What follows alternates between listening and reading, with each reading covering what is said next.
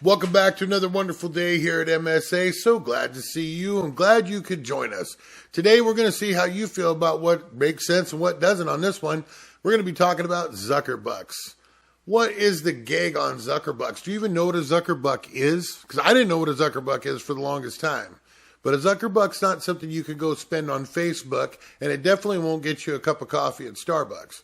But what a Zuckerbuck is was a bunch of money that was donated that wasn't campaign money. It was actually donated to the elections offices around the country to help the Democratic Party and what was going on with this elections. Okay? So before we get into all of this, let's just go down the normal road, okay?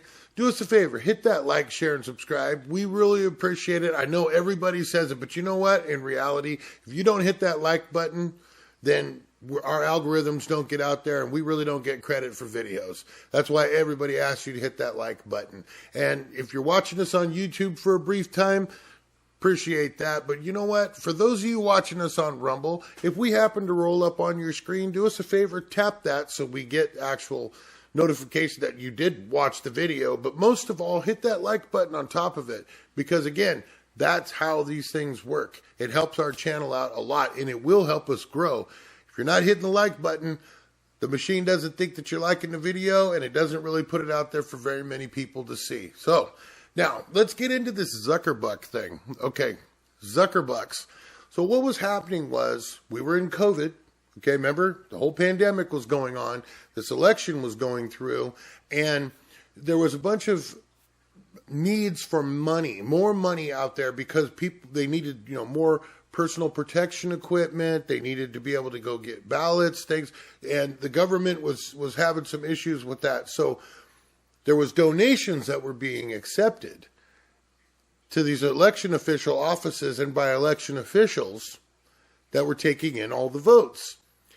When this was going on, Mark Zuckerberg jumped up and used a small organization that had never seen anything like this before and dumped a whole bunch of money into it. Now, don't take my word for it, because guess what? We just happen to have a clip, and the gentleman that's going to be speaking in this clip used to be part of the Federal Elections Commission for our government. So he knows what he's talking about. So do us a favor, sit back for just a minute, hit that button while you got a second, and watch this clip. You're going to be just as amazed as I was.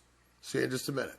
From 2020 to 2022 elections, states have utilized something known as Zuckerbucks. Originally, they were meant to help election officials administer elections. Now, some would say they really have been used for partisan get out the vote purposes. Can you talk about some of the effects these Zuckerbucks had in the 2020 election? And do you know how it affected Georgia in any particular way? Sure. There was about, by the way, my last name, a typical name for somebody from Alabama. There was around $450 million suddenly contributed as tax-deductible donations to a small nonprofit that in the past had a budget of $1 million. And then they suddenly started giving huge election grants to election offices. This has never occurred before in American history.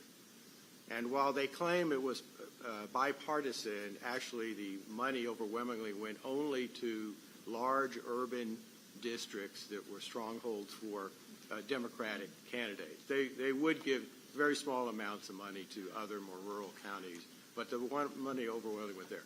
This was a get-out-the-vote effort by moving the hard dollars, which have to be accounted for under federal campaign finance laws. And I used to enforce those laws as a member of the Federal Election Commission. Those hard dollars all have to be reported. But what the Zuckerbucks did is use soft money, tax deductible, that didn't have to be reported. It went to large urban Democratic strongholds, and the intention was to use it to get out the vote. Basically moving campaigns, get out the vote operations into these local election offices. So as a follow-up to that, many states have now banned taking Zuckerbucks. Am I correct? Yes, and they should, because we shouldn't want any partisan political organizations, political contributors. We shouldn't want anybody. I don't care whether they're on the right side, the political aisle, or the left side, contributing money to the government officials who are supposed to be administering the election. That should not be happening. Okay, so that was Spakowski. Said if you didn't know, that was the Alabama joke about his last name, Spakowski being, like a common name in Alabama. Anyway, let's just get deep into this really fast, all right? So Mark Zuckerberg dumped a whole bunch of money into this little organization called CTCL, and we'll get to what that stands for in just a second. Dumping all this money in, what it did was it moved a whole bunch of money all around the country. And you go, okay, well, but they were helping out these offices get their protection equipment and all that. They did more than that. What it was doing, it was helping the campaigning get into the actual offices themselves. Okay, so if you remember, during the election, there was a thing that was going on when they said that all of a sudden Joe Biden received over $450 million in donations. And then they turned around and denied and said, no, it wasn't Joe Biden that got it. That's the money they were talking about, the Zuckerbucks. And that was not, and again, like Spakowski said, that money didn't go to the campaign, so it didn't have to be recorded at that level. That money got put into the smaller organization that's a nonprofit and got sent all over the country. And they used it to help out the election offices and election officials. Now, I'm not talking about, ballot stuffing and all that. What they use that money for is what they use that money for. But they did use it to actually help campaign in the election offices, which is, you can't do that, okay? You just can't. That's not cool. It's against the rules. And thank heavens, all these years later, we're now finding out, right? Again, I'm not talking about ballot stuffing. We're not going down that road right now because guess what? We'll find that out at another date. What we're talking about is the amount of money that was given into these election offices around the country to help enhance this Democratic Party's vote. Personally, on my personal view on this, it's so against everything that we stand for in this country. This isn't like going and knocking on doors and stuff. I mean, if you paid people around the country money to go knock doors to promote the candidate, I'm all for that. Okay, if that's what you want to do, or you have volunteers that want to do it, I'm all for that. But when you start pumping money into the actual election offices themselves, I got a huge problem with that. That's my personal opinion, but apparently 20 other states have the same view on that because they've now outlawed Zuckerbucks because it was used in the 2020 election and it was used in the local elections for 2022. Now imagine that. Why would you do that? Why would you need it on the local elections too? Anyway, we've got a secondary clip that we're going to roll real quick. This is from another committee hearing that was a different committee hearing than the one that you saw before. And there's a couple questions that are asked to this gentleman, and you need to hear this as well. And then we're going to get back and finalize with some more commentary on this, okay? So just hang in there, hit that like button, tap the screen. We appreciate you. We'll be right back. Mr. Flanders, I want to say before the 2020 election, did the states or localities accept private monetary donations to help them with elections administration? Yeah, so, there could be some small example that, for a dog catcher race or something like that. We're not aware of any widespread funding of elections, certainly not to the level that we saw with the CTCL funding. So the answer to that is no, as far as I know. Okay, so should public officials be accepting donations from organizations like the CTCL in the first place? Yeah, so I think what we've heard today, and even from some folks on the other side, right, is that there are concerns when this money is being provided to local election officials, and I think the answer is absolutely not.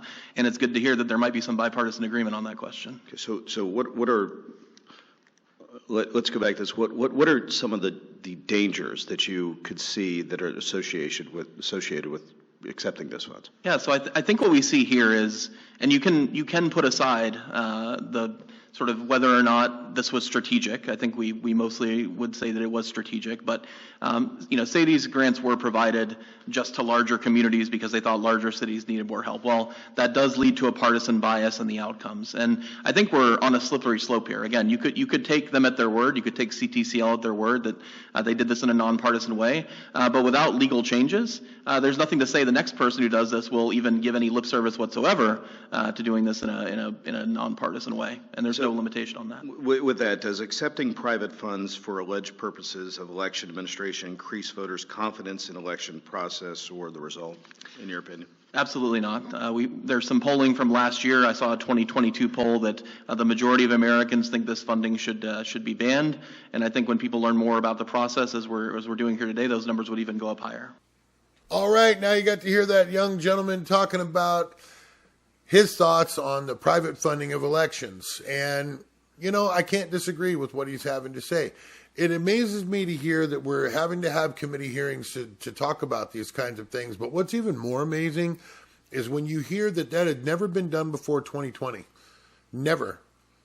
And, maybe on some smaller scale that people didn't realize, but we're talking on this massive scale through this, especially through this company called CTCL. CTCL stands for the Center for Tech and Civil Life. Now, imagine Mark Zuckerberg given to a nice little organization like that, especially one that's used to taking up to $1 million, and then all of a sudden they get $450 million dumped on them. Do you think that there was some kind of thought put into that, a little bit of direction that might have been put into that? Because I don't know of anybody in the world that's going to dump that kind of money on any kind of anything without making sure that it's going to be done a certain way, right? And I'm not saying Mark Zuckerberg's crooked or any of that kind of stuff, but I will say that he definitely wanted a certain party to win. That's 100% for sure. And when you look at it and you go back to the 2020 election, you had a lot of people getting heated over the fact that Facebook was taking down, they were taking down the posts that people were putting up of Trump and all that stuff, and people are screaming out censorship, and they're, oh no, we're not affecting your First Amendment rights or any of that other kind of crap, which is crap. Honestly, when you go to it, it's just crap, because now we know what some of the real truths are behind this. And I don't like the fact that the government's entered into a bunch of PPP, which is a public-private partnership with companies that direct them on what they should or should not say, especially when it comes to a lot of this social media stuff. When you look at censorship as a whole, that's what our First Amendment's all about, and we're losing it more and more daily. That's not even a joke. Back to what our topic is on this, look at the amount of money that was dumped into this. What is not being discussed here is also the amount of money that was dumped from foreign people not in this country, that were dumping into the same style of funding for the Democratic Party. Isn't it amazing how several years later we start finding out the truth on a lot of these things, January 6th and all this other kind of crud, and then you turn around and you look back and you go, wow, Trump was right. And I'm not supporting Trump on this. I'm just saying the guy came out and was really upset about a few things, and now we're starting to understand why. Back into this whole thing, businesses like CTCL, they were told not to do this anymore. 28 states banned them, Georgia being one of them. We're going to read off the list of states in just a second. So even though they were told not to do this, coming up onto this election, they went ahead in Georgia, and instead of giving it to the election official office, they went and they gave it to the county. And when they gave it to the county, the state legislator found out about it, and he put a stop to it, and they had to put a second ban in place in the state of Georgia to stop Zuckerbucks from coming in. What does that tell you? Does it tell you people are trying to play fair? Because one of the things I love about the Conservative Party, I love the way the views are, the way they look at a lot of things, but what I don't like is the Conservative Party doesn't like to take action on anything. They sit back and they go, oh, there's people in place that'll take care of this for us. No, there's not. We are the people in place that take care of these kinds of things. Let me read off this list really quick about the states that have so far banned this. And if your state's not on there, you should be finding out why. So let's go. Ready? Alabama, Arizona, Arkansas, Florida, Georgia, Idaho, Indiana, Iowa, Kansas, Kentucky, Louisiana, Mississippi, Missouri, Montana, Nebraska, North Carolina, North Dakota, Ohio, Oklahoma, Pennsylvania, South Carolina, South Dakota, Tennessee, Texas, Utah, Virginia, West Virginia, and Wisconsin. Now, if your state wasn't listed on there, maybe you should find out why. Why is your state not listed in there? Is it a blue state and it's just okay to do that in a blue state? Because it's not. That's your election. You know, it does matter who you vote for. And even if you're voting for the parties that we're talking about now, it's still not cool to do this, because that's why we have elections, and may the best person win, right? Now, because of all of this going on, CTCL has been banned so much that they decided to come up with an affiliate company, and it is called Alliance for Election Excellence.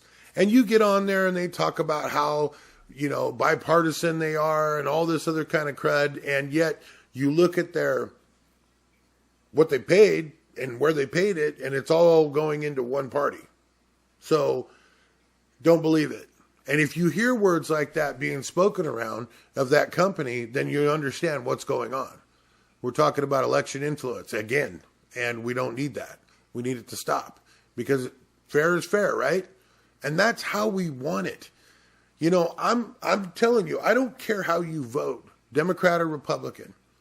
Okay, I have my ways that I'm going to vote, but I'm not pushing that on you. What I'm pushing on you is the fact that you need to be able to vote, and it needs to be able to be the one by one that made that candidate win. Not all this extra money think about the amount of money that is being poured in to these campaigns. Isn't it just ridiculous?